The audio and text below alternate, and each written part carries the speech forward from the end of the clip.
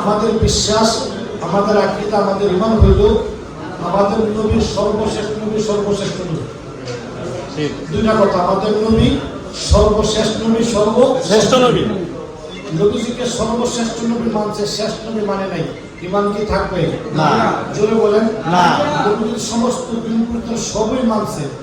এই কথার লগে এক পাশে যে আমাদের নবীর বড় একটা সেকেন্ড নবী, ঈমান কি আছে?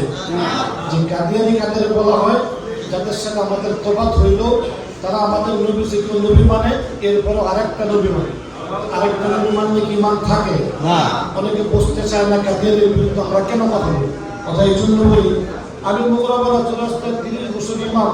আমার মসজিদের কোনো দোকান নাকি হিন্দু না মুসলমান? হিন্দু।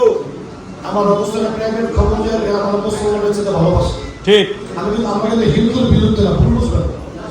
হ্যাঁ, হিন্দু হিন্দুর পরিচয় দেওয়া থাকেন, মুসলমান মুসলমান পরিচয় দেওয়া থাকেন। আপনি যে কাদিয়ানি মুসলমান পরিচয় দেওয়া সমাজে থাকতেছেন, অনেক সামাজিক লোকেরা না বুঝে আপনার ছেলের কাছে মেয়ে পেয়েছে। মুসলমানের বিবল কিন্তু কাফের কাছে নেই।